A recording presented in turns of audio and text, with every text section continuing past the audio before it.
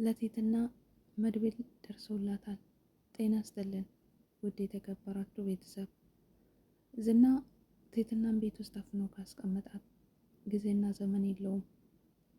ቴትና ነገ ሞታለሁ፣ ዛሬ ሞታለሁ እያለች ሰማይ ሰማዩን እየተመለከተች በር የተዘጋባት ቤት ውስጥ ተቀመጣለች። ነገር ግን ስልክ የላትም፣ ከማንም ጋር አትገናኝም። ፈጣሪ ጥሎ አይጥልም። ደግሞ ውስጧ በፈጣሪ በጣም ትታመናለች። ሁሌም ጸሎት ታደርጋለች። በፈጣሪ በአንተ ተስፋ አልቆርጥም ትላለች። ዝና ቢጨክንባትም ለእናቴና ለአባቴ ያሳልፍላቸዋለሁ ብላ ስደት ሄዳለሁ ብላ ብትወጣም ዝና ግን ከዓላማ አስቀርቷታል።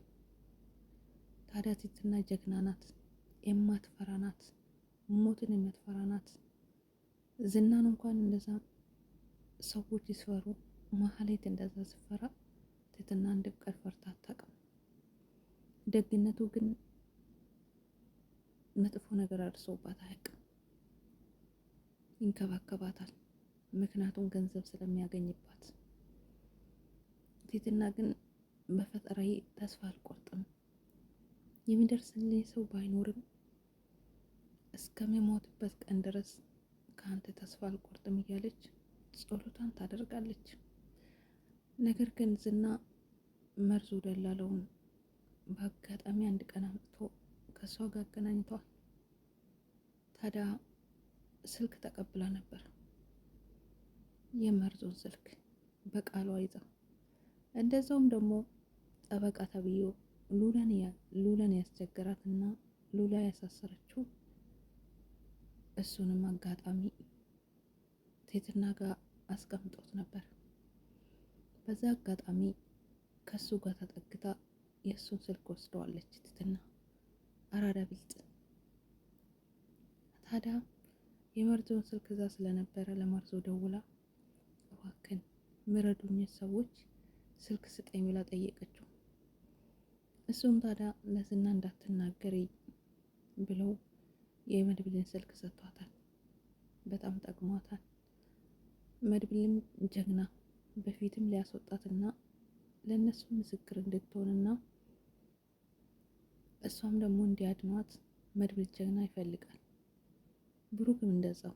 ምክንያቱም ብሩክ በታፈነበት ሰዓት፣ ምሳሌም በተያዘችበት ሰዓት ቴትናን ታውቃለች፣ ብሩክም ያውቃታል። ስለዚህ እባክን አድናኝ፣ ድረስልኝ፣ ምደርስልኝ ሰው የለም ብላ ለመድብል ነገረችው። እሱም ደግሞ እሷን ፈለገ ወደ እሷ እየሄደ ነበር። ታዲያ መድብልም ሞገስ ብሩክ ሆኖ ጊዜና ሰዓት አመቻችቶ ወደ እነ ዝና ቤት አቅንተዋል። ዝና ቀኑን ሙሉ ከማህሌት ጋር ነው የዋለ። ወደ ማታ ላይ ደግሞ ከጠበቃው ጋር ዛሬ መጠጣት አምሮኛል፣ ዛሬ ጥሩ ስሜት እየተሰማኝ አይደለም እያለ ሲያወራ ውሏል።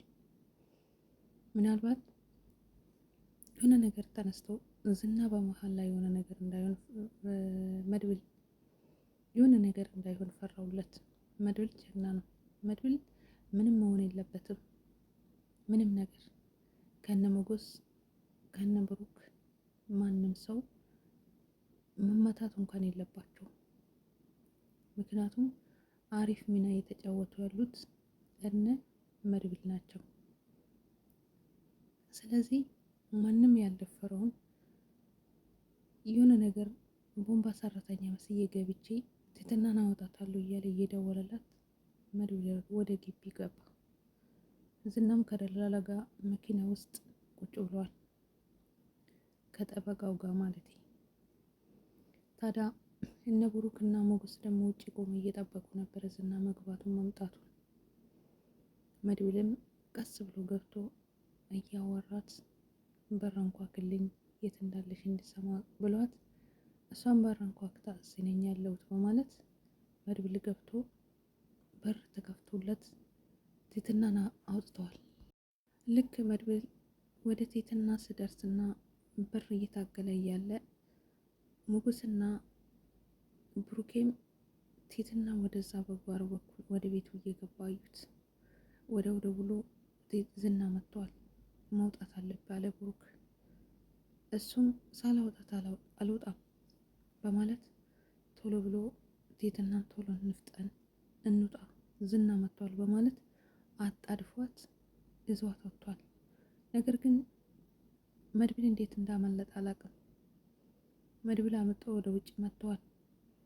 ቴትናን አግኝቷት ይሁን አምልጣ ይሁን አላውቅም። በሌላ አቅጣጫ ሮጣለች። ዝና ግን አይቷታል ብሎ በጣም ተናዷል መድብል። ምክንያቱም ስሯሯጡ እሷ በሌላ አቅጣጫ እሱ በሌላ አቅጣጫ ነው የወጡት። ዝና ደርሶባት ዳግመኛ ይዛት ይሁን ቴትና አመልጣ ይሁን እንግዲህ አለው አለም ፈጣሪ ነው የሚያውቀው።